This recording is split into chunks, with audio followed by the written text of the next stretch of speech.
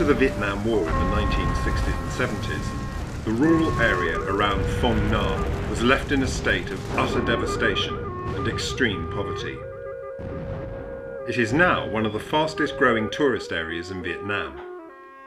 It owes much of that transformation to two things: the amazing resilience of its people and a small team of English cave explorers.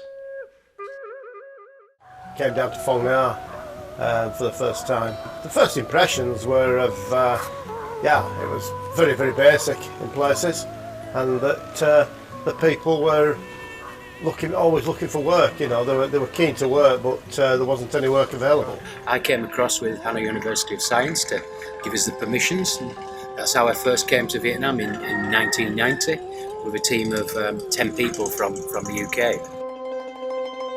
Howard and his co-explorer wife Deb assembled a team of caving friends, most of whom had already formed bonds on earlier expeditions. All had one thing in common: a passion for cave exploration. The first cave we ever visited was in this province, in Quang Binh, and the river behind me, as you can see, it all comes from caves. And about a third of this river comes from Phong Nha Cave, which was known to people from Hanoi University and known to quite a lot of people in Vietnam because it's quite a large cave and you can sail large boats into this cave, and it was used in the war, and we explored this cave for 9 kilometres. It's a major large river cave. Phong Nha became a show cave at Howard's suggestion back in 1997. The tourists at first were slow to arrive, but later events were to change all of that.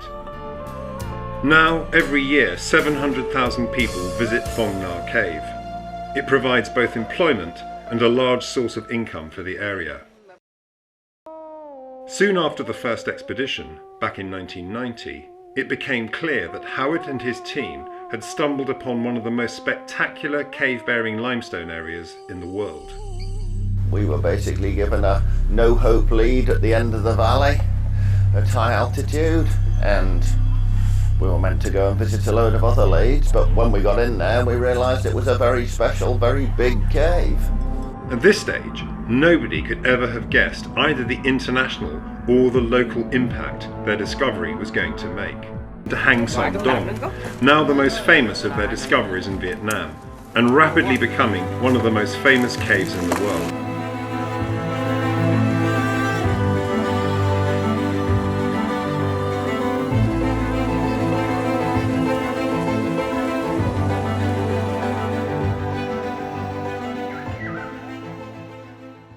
Wife, we'd retired, we finished work, and we decided to come out to Vietnam to try to help the local people, our friends here that we've known for 20 plus years. The boom in adventure tourism has transformed the area.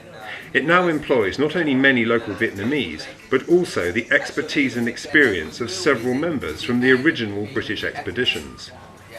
They have helped to ensure that safety and conservation remain overriding principles.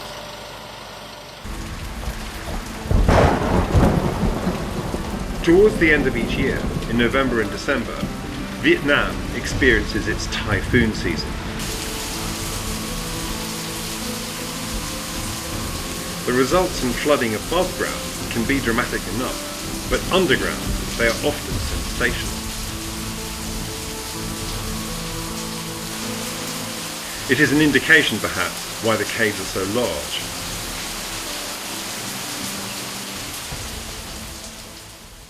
Prior to 2011, it was subsistence farming and foraging from the jungle. Since then, there are certainly well over 1,000 people employed in tourism, so there's a huge amount of money. People have been able to build sturdier houses to make them more flood-proof. Phong Nha floods once a year, pretty much, so now people have roofs that don't disappear in typhoons. They've got upstairs floors that don't go underwater in flooding. Basically, all their life has become better. The changes to Phong Nha brought about by the discovery of Han Som Dong and the subsequent tourism are astonishing.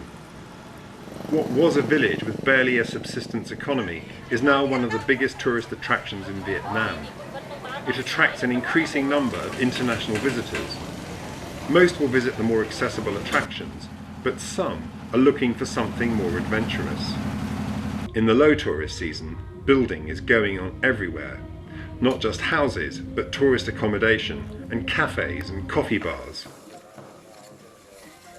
The building that's happening in the village, it's changing their lives completely.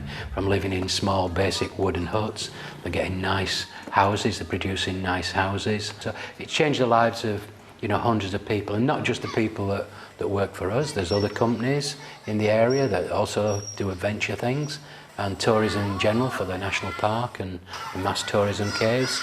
It's changed the lives of, well, there's over 5,000 people now directly involved with caves.